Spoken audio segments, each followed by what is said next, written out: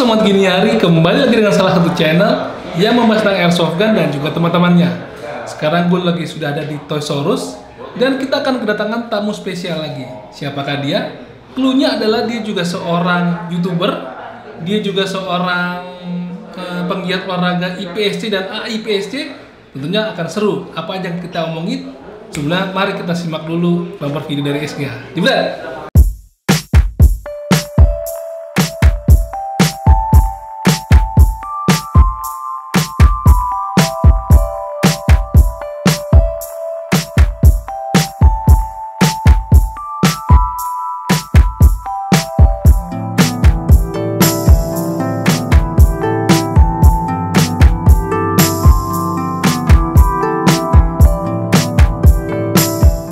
Nah teman-teman, sekarang kita udah kedatangan Om Niko Santoso.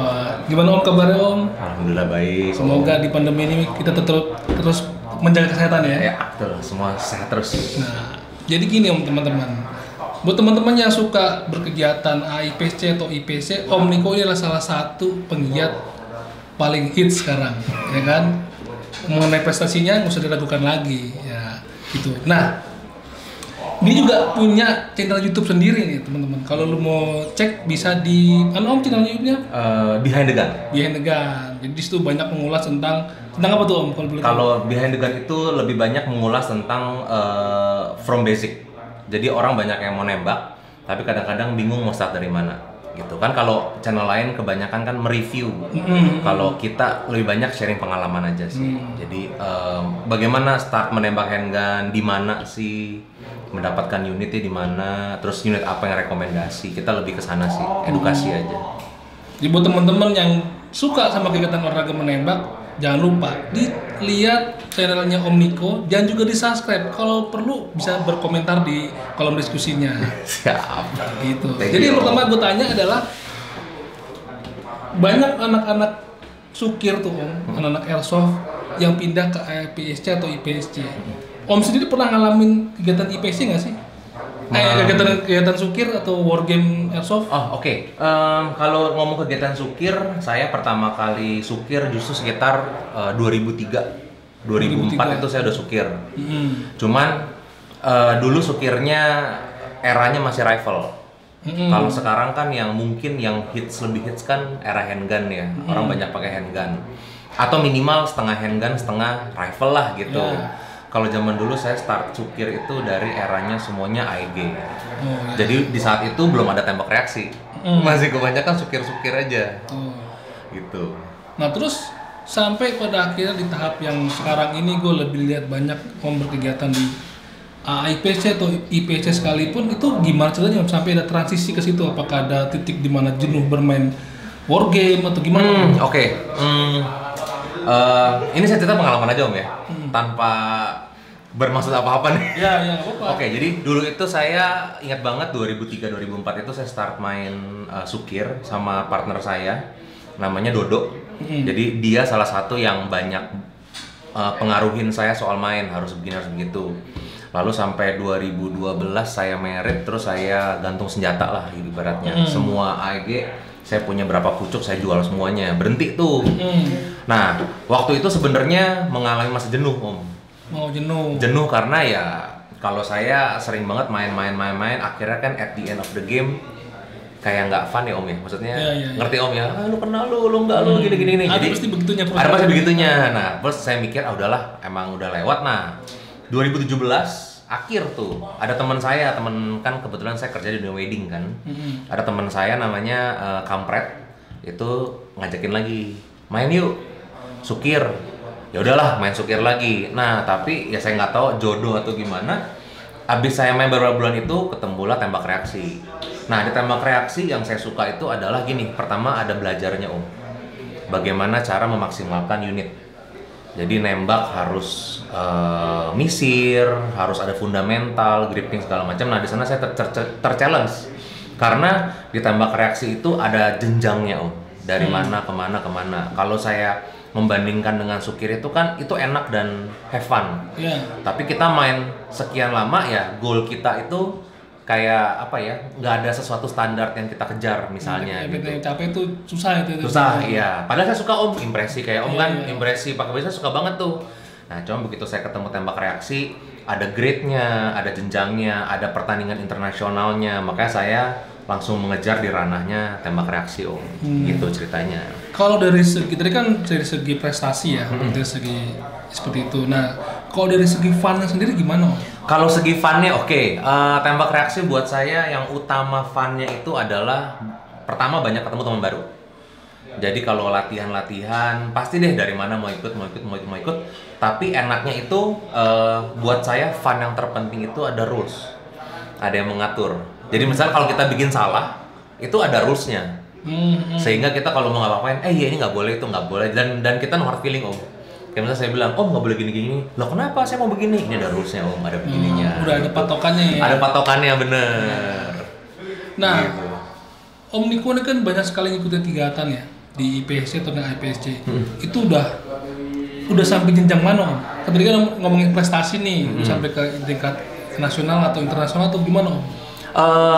Kalau dibilang untuk internasional, jujur aja belum sempat ikut pertandingan yang internasional. Karena kan sekarang masih jenjangnya masih COVID, masih pandemi.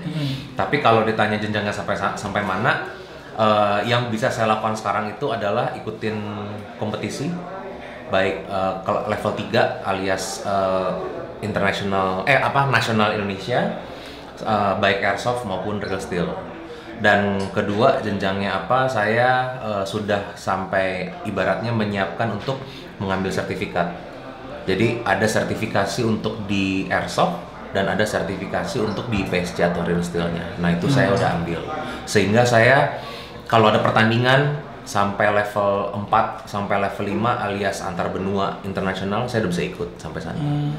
Tapi kalau ditanya pengalaman, saya masih mentok sampai level 3 alias nasional, masih kelas Indonesia aja.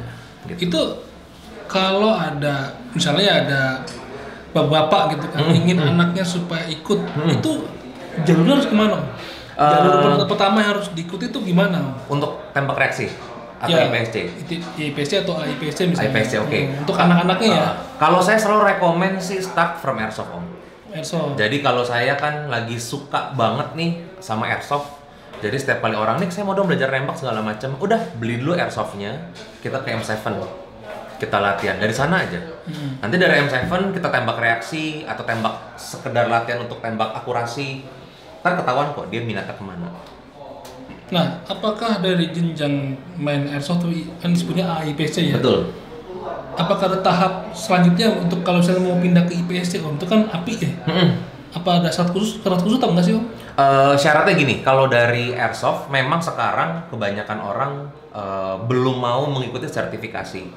Karena kan kalau di airsoft ini, baik kita mempunyai sertifikat airsoft atau tidak mempunyai sertifikat itu kan boleh memiliki unit. Misalnya kita mau beli, kita ke Toys R Us, kita beli cukup klubnya klub mana, saya minta KTP-nya, kita bisa membeli. Nah, sampai sini banyak orang nyaman di airsoft Om. Kenapa? Karena nggak ribet. Karena dia nggak perlu sertifikasi untuk memiliki unit.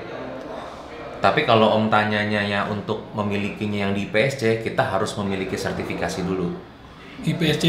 Nah, ini gue sebagai awam nanya, yang dimaksud dengan sertifikasi itu apa sih Om? Bedanya dengan yang surat izin yang kalau kita beli di toko, misalnya gitu? Oke. Bedanya begini, kalau kita di toko, misalnya kita ngomong airsoft Om, kita membeli Tokyo Marui Haikapa Gold Match, diminta klub dan diminta KTP, kita memiliki, itu kan ada grafir.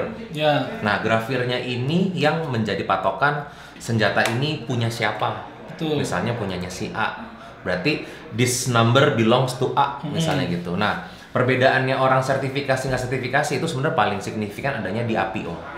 Karena kalau misalnya di API itu, sertifikasi itu it means adalah kita diuji keterampilan atau kemampuan kita. Jadi ada beberapa materi, ada menembak 3 paper, lalu ada menembak double tap, kita reload lagi double tap. Jadi semua safety handlingnya itu dicek Om. Untuk di API? Untuk di API. Tapi kalau di airsoft itu berlaku juga sama, hanya saja perbedaan materi aja. Mungkin kalau di airsoft jaraknya lebih pendek dan materi lebih sedikit, tapi kalau di API mungkin jaraknya lebih panjang dan materi yang diuji lebih banyak. Jadi basically adalah sertifikasi itu kita dibekali oleh pasal, kita dibekali teori, kita dibekali tentang gambaran dunia menembak, plus diuji prakteknya. Itu untuk IPSC dan IPSC? Sama. Gitu. Maksudnya efeknya? Bukan efek ya, apakah memang itu suatu standar untuk menjadi atlet? Kenapa? Misalnya gini, misalnya gue punya unit buat main IPSC nih, IPSC ya, airsoft ya.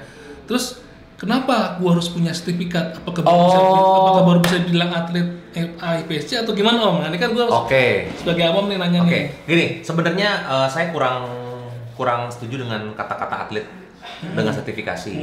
Sebenarnya sertifikasi itu fungsinya adalah untuk begini. Di setiap kejuaraan supaya event atau supaya seimbang itu dibagi 2 kelas. Kelas yang sudah sertifikasi melawan sesama sertifikasi. Yang belum sertifikasi atau yang baru coba-coba nih dikelompokkan dengan yang non sertifikasi. Sehingga waktu tanding ya mereka mendapatkan lawan yang sepadan. Intinya itu sih Om. Terus kedua adalah sertifikasi itu lebih untuk memverifikasi diri kita bahwa kita sudah mempunyai satu level tertentu gun safety handling yang aman. Jadi biasanya kita kalau disertifikasi sudah punya kartu sertifikat, biasanya kita boleh tanding membawa unit keluar pulau. Misalnya Bali tanding, kalau sertifikasi kita bisa membawa airsoft kita bawa ke Bali, kita bisa. Berarti keuntungannya kalau lo ikut sertifikasi bisa ikut antar pulau. Benar. Berarti kalau yang cuma baru coba-coba atau belajar, berarti nggak bisa tuh Om? So far belum bisa Om.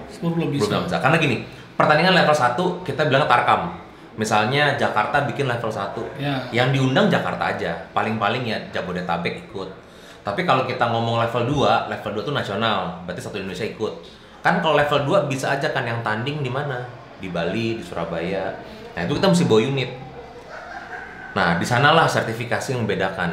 Oh, lu udah sertifikasi, ya udah ada jalur protokol khususnya untuk kita membawa unit. Karena kan kalau tanding kita pakai minjem unit orang kan nggak enak juga gitu loh, gitu. Berarti kalau mau serius ya harus menuju ke sertifikasi Om ya? Kalau saya rekomen kalau udah serius nembak lebih baik ambil sertifikasi. Karena sertifikasi itu talks a lot banget, banyak banget benefitnya untuk orang sertifikasi. Kalau selama pengalaman Om nih, untuk menuju ke sertifikasi apa sih ya kendala yang dialami Om?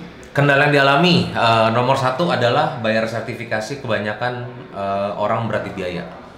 Berapa tuh? 3 juta untuk airsoft dan 12,5 untuk API. Oh gitu. Nah, enaknya adalah kalau kita sekalian sertifikasi API, kita bonus dapat sertifikat airsoft. Oh, langsung sertifikat di 2 bidang. Itu sertifikat itu nasional jatuhnya? Jatuhnya nasional, Indonesia punya. Tapi kalau kita sertifikat airsoft doang, itu 3 juta kita bayar hanya untuk airsoft, tapi di API belum sertifikasi. Jadi ntar kalau mau sertifikasi, kita jadi 3 bayar lagi 12,5 juta lagi gitu. Jadi mahal. Langsung aja ya. Benar. Nah, ini ngomong-ngomong masalah unit yang dipakai.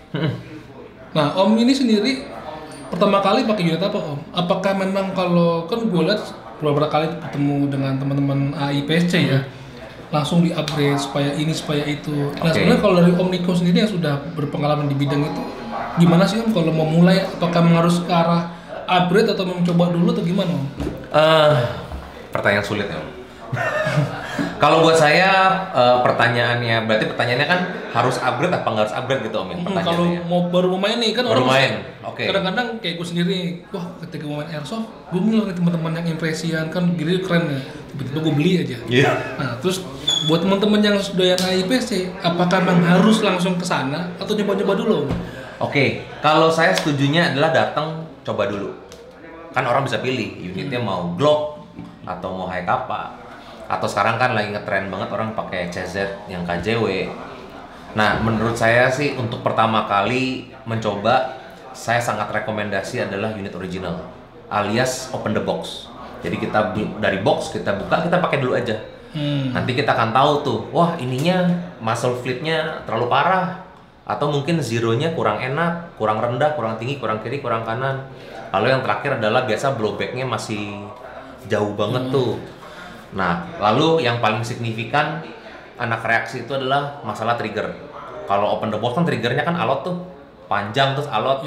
Nah, jadi biasanya sih nanti orang dari buka open the box, dia main, dia akan bilang, kok ini gue beda sama lu. Nah, itu mulai tuh Om baru bertahap, pelan-pelan.